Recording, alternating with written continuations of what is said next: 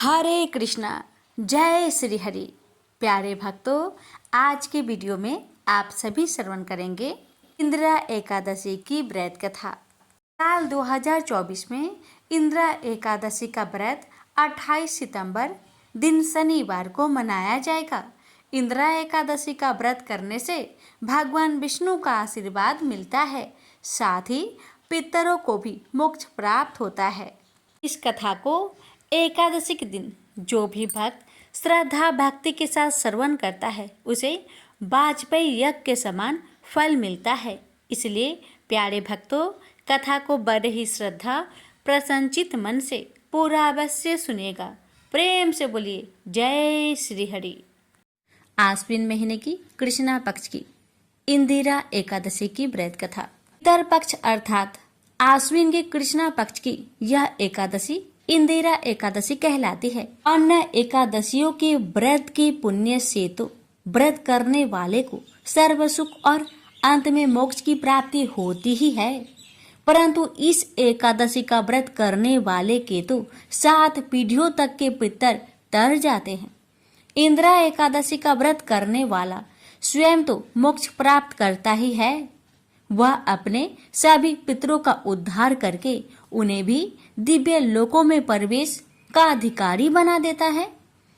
इस एकादशी को भगवान शालिग्राम की पूजा की जाती है और पूजा तथा प्रसाद में तुलसी दलों अर्थात तुलसी की पत्तियों का प्रयोग अनिवार्य रूप से किया जाता है। श्री युधिष्ठिर बोले कि हे भगवान, अब आप कृपा पूर्वक आश्विन मास की कृष्णा पक्ष की एकादशी की कथा को कहिए। इस एकादशी का नाम क्या है तथा इस एकादशी के व्रत करने से कौन कौन फल मिलते हैं, सो सब समझाकर कहिए। इस पर श्री कृष्ण भगवान बोले कि हे राजन, आश्विन मास के कृष्णा पक्ष की एकादशी का नाम इंदिरा है। इस एकादशी के व्रत करने से नरक में गए हुए पितरों का उद्धार हो जाता है।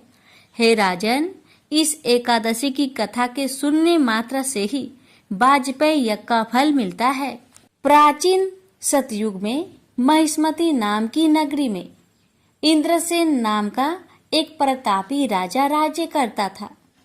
वह पुत्र पौत्र धन्य धान्य आदि से पूर्ण और सदैव शत्रुओं का नाश करने वाला था।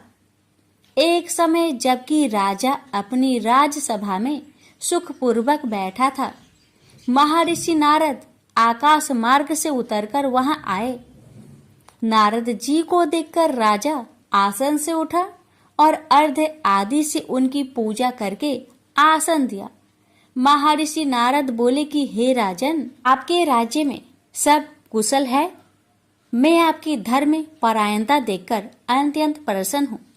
तब राजा बोला, हे महर्षि, आपकी कृपा से मेरे राज्य में सब कुशल पूर्वक है तथा आपकी कृपा से मेरे समस्त यज्ञ कर्म आदि सफल हो गए हैं। हे देव, अब आपकी क्या आज्ञा है? इस पर नारद जी बोले कि हे राजन, मुझे एक महान आश्चर्य हो रहा है कि एक समय जब मैं ब्रह्मलोक से यमलोक को गया था, उस समय यमराज की सभा के मध्य में तुम्हारे पिता को बैठे देखा। तुम्हारे पिता महान ज्ञानी, दानी तथा धर्मात्मा थे। वह एकादशी के व्रत के बिगड़ जाने से यमलोक को गए हैं। तुम्हारे पिता ने मुझसे तुम्हारे लिए एक समाचार भेजा है कि आप मेरे पुत्र के पास जाए। मेरे पुत्र का नाम इंद्रसेन है, जो कि महिष्मती नाम की नगरी में राज्य करता है। मुझे किसी पूर्व जन्म के बुरे कर्म के कारण ही यह लोक मिला है।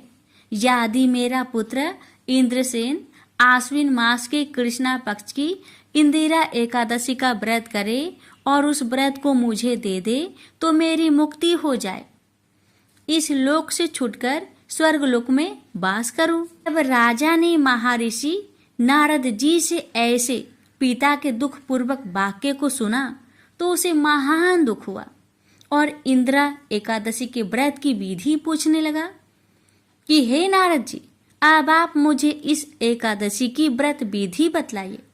इस पर नारद जी बोले कि हे राजन, आश्विन मास की कृष्णा पक्ष की 10वीं के दिन प्रातःकाल श्रद्धा सहित स्नान करना चाहिए। इसके पश्चात दोपहर को भी स्नान करना चाहिए। उस समय जल से निकलकर श्रद्धा पूर्वक पितरों का श्राद्ध करे और उस दिन एक समय भोजन करे और रात्रि को पृथ्वी पर शयन करे। इसके दूसरे दिन अर्थात एकादशी के दिन प्रातःकाल दातुन करे और स्नान करे। उसके पश्चात भक्ति पूर्वक व्रत को धारण करे और कहना चाहिए कि मैं आज निराहार रहूंगा और समस्त भोगों को त्याग दूंगा। इसके पश्चात कल भोजन करूंगा। हे भगवान, आप मेरी रक्षा करने वाले हैं, आप मेरे व्रत को निभाइए। इस प्रकार आचरण करके दोपहर को शालिग्राम जी की मूर्ति को स्थापित करे और उत्तम ब्राह्मण को बुलाकर भोजन करवाए और दक्षिणा दे। भोजन में से कुछ हिस्से को गौ को दे और विष्णु भगवान की धूप दीप नैवेद्य आदि से पूजा करे और रात्रि को जागरण करे। इसके उपरांत द्वादशी के दिन मौन होकर बंधु बांधवों सहित भोजन करे। हे राजन, यह इंदिरा एकादशी के व्रत की विधि है। हे राजन, यदि तुम आलस्य रहित होकर इस एकादशी के व्रत को करोगे तो तुम्हारे पिताजी अवश्य ही स्वर्ग में जाएंगे। महर्षि नारद राजा को सब उपदेश देकर अंतर्ध्यान हो गए। राजा ने इंदिरा एकादशी के आने पर उसका विधि पूर्वक व्रत किया। बंधु बांधवों सहित इस व्रत के करने से आकाश से पुष्पों की वर्षा हुई और राजा का पिता यमलोक से रथ पर चढ़कर स्वर्ग को गया। राजा इंद्रसेन भी इस एकादशी के व्रत के प्रभाव से इस लोक में सुख भोग कर अंत में स्वर्ग लोक को गए। श्री कृष्ण भगवान कहने लगे कि धर्मराज युधिष्ठिर, क्या मैंने तुम्हारे सामने इंदिरा एकादशी का महात्म्य वर्णन किया। इस कथा के पढ़ने व सुनने मात्र से ही समस्त पाप नष्ट हो जाते हैं और अंत में स्वर्ग लोक में जाकर वास करता है। प्रेम से बोलिए जय श्री हरि। प्यारे भक्तों, अब आप सभी श्रवण करेंगे पितरों के समर्पित एक अन्य कथा। एक समय की बात है, किसी नगर में एक सेठ सेठानी रहते थे। उनके एक बेटा और एक बेटी थी। बेटी का नाम था धोधा बाई। उन दोनों का विवाह सेठ और सेठानी ने बहुत धूमधाम से किया था। घर में खूब धन दौलत थी। एक दिन सेठ और सेठानी की मृत्यु हो गई। धोधा बाई विधवा हो चुकी थी और अपने भाई के घर में रहती थी। इस बात से उसकी भाभी बहुत नाराज रहती थी। ऐसे ही पितृ पक्ष आया तो भाई बोला, मैं पितरों के तर्पण और पिंडदान के लिए हरिद्वार जा रहा हूँ। तुम मेरे जाने के बाद मेरी बहन को बुलाकर 15 दिन तक भोजन करवा देना। जो भी सामान चाहिए मैं लाकर रख देता हूँ। पत्नी बोली, ठीक है, सामान लाकर रख देता हूँ। पत्नी बोली कि ठीक है। सामान लाकर रखने के बाद वो हरिद्वार चला गया। उसके जाने के बाद उसकी पत्नी बोली कि मेरी बहन का नाम पौधा है और ननद का नाम धोधा है। धोधा को भोजन ना करवा कर मैं पौधा को भोजन करवा देती हूँ। ऐसा सोचकर वह अपनी बहन को 15 दिन तक आकर भोजन करने के लिए कह आई। अपनी बहन को खाने के लिए कहने के बाद उसने ननद को घर से बाहर निकाल दिया और बाहर खेत में ननद और उसके बच्चों के लिए झोपड़ी डलवा दी। अपने बच्चों के साथ धोधा भाई झोपड़ी में रहने लगे। सुबह शाम वह धोधा को घर का काम करने के लिए बुला लेती। धोधा भाई के घर जाकर घर का सारा काम कराती थी। धोधा बाई लकड़ी की भारी लेने रोज जाती थी। उसी से गुजारा होता था, परंतु भाभी ने काम के लिए बुलाया तो उसने लकड़ी की भारी लाना छोड़ दिया। काम के बदले में भाभी बचा खुचा खाना उसे खाने को दे देती थी। जब भी वह भाभी के घर से आती तो आटा छानने वाला कपड़ा अपने साथ ले आती थी। घर आकर उस आटे में सने कपड़े को पानी में घोलकर चूल्हे पे चढ़ाकर पकाकर अपने बच्चों को देती थी और कहती कि खीर है, खा लो। बच्चे वही खाकर सो जाते थे। ऐसे ही उसका समय बीत रहा था। एक बार भाभी ने उसे आटा छानने वाला कपड़ा ले जाते देख लिया। भाभी धोधा से बोली, बाई जी, आटा छानने का कपड़ा कहाँ ले जा रही हो? जिसे यहीं छोड़कर जाया करो। धोधा ने कहा, ठीक है। उस दिन भाभी ने उसे बचा खुचा भोजन भी नहीं दिया। भाभी बोली, कल आपकी माँ का श्राद्ध है, बिना बुलाए तो आना मत। हाँ, आंगन में लगा ये पीपल का पेड़ अगर अपनी जगह से हिले तो आ जाना। ये सुनकर धोधा बेहद दुखी हुई और रोती रोती अपने घर चली गई। घर पहुंची तो बच्चे बोले, माँ भूख लगी है, कुछ खाने को दो।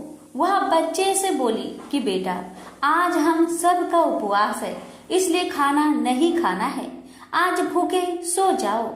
अगले दिन बच्चे बोले कि माँ, मामी ने कहा था कि आज नानी का श्राद्ध है, तो चलो वहाँ चलते हैं। तो धोधा बोली कि बेटा, मामी ने कहा था कि आंगन में लगा पीपल का पेड़ अगर अपनी जगह से हिले तो आ जाना। तुम बताओ, कभी पेड़ हिलता है? पत्ते हिलते हैं ना, टहनियाँ हिलती है, कभी पेड़ को हिलते देखा है? उसने बच्चों को समझाया कि बिना बुलाए नहीं जाना चाहिए। शाम हुई तो उसके भतीजे आए और बोले, बुआ, माँ ने भोजन भेजा है। उसने देखा कि भोजन के नाम पर 2 सूखी रोटियों के ऊपर थोड़े से चावल रखे थे। यह देखकर उसे बहुत गुस्सा आया और उसने बच्चों से बोली, इसे झोपड़ी के ऊपर फेंक दो। और वह भूखे ही अपने बच्चों को लेकर सो गई। सारी रात गंगा माँ को याद करती रही और प्रार्थना करती रही कि हे माँ गंगा, मेरे भाई की रक्षा करना, वो हमारी रक्षा करेगा।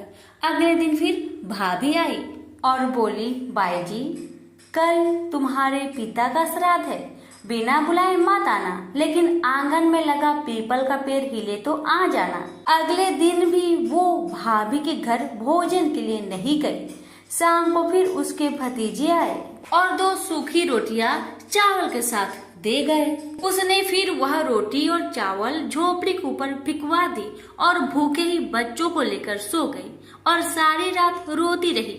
माँ गंगा से प्रार्थना करती रही कि हे माँ गंगा, मेरी भाई की रक्षा करना, वो हमारी रक्षा करेगा। इस तरह पितृ पक्ष के 16 दिन बीत गए। उसका भाई वापस आया तो उसने देखा उसके घर के आंगन में कीचड़ ही कीचड़ भरा हुआ है।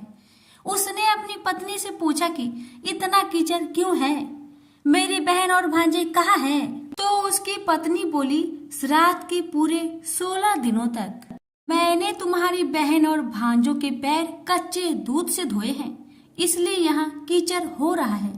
तुम्हारे पीछे से मैंने उनकी खूब सेवा की, खीर पूरी खिलाई, फिर भी वो मुझसे नाराज होकर खेत में झोपड़ी डालकर रह रही है। भाई खेत पर पहुंचा तो वह देखता है कि वहाँ कोई झोपड़ी नहीं थी, वहाँ एक आलीशान महल बना हुआ था, जिसके आंगन में उसके भतीजे खेल रहे थे। उसने जाकर अपनी बहन से पूछा, बहन, ये सब क्या है? तब उसने अपने भाई को सारी बात बताई और बोली, भाई, जो तुम्हारे आंगन में कीचड़ है वो कच्चे दूध से नहीं बल्कि भाभी के व्यवहार से, जो मैं दिन रात रोती थी, उन आंसुओं के पानी से ये कीचड़ हुआ है। माता पिता के श्राद्ध पर भाभी ने कहा, पीपल का पेड़ हिले तो आना, बिना बुलाए मत आना। पीपल का पेड़ हिला नहीं तो हम गए नहीं। और शाम को उन्होंने 2 रोटी और चावल भिजवाए, जिसे मैंने गुस्से में झोपड़ी के ऊपर फेंक दिया था। माता पिता के आशीर्वाद तुम्हारे साथ और गंगा मैया की कृपा से ये सूखी रोटियां सोने और चावल हीरे मोतियों में बदल गए, जिसके प्रभाव से ये सब हुआ है। भाई ने अपनी बहन से अपनी पत्नी की गलती की माफी मांगी। भाई ने धोधा बाई से घर लौटकर चलने को कहा तो धोधा बोली, भाई, गंगा मैया ने तुम्हारी रक्षा की, तुम हमारी रक्षा करोगे, लेकिन अब हम यही रहेंगे। ये सुनकर भाई ने अपने माता पिता को याद किया और बोला, मेरे पितरों ने जैसी मेरी बहन और भांजों की रक्षा की, उनके दुख काटे, वैसे सबके काटना, सबकी रक्षा करना। कहानी को कहने वाले, सुनने वाले और हुक्कार भरने वाले सब पर कृपा करना। बोलिए पितर देव की जय हो। कथा को लाइक शेयर करना ना भूले। आप सभी का बहुत बहुत धन्यवाद।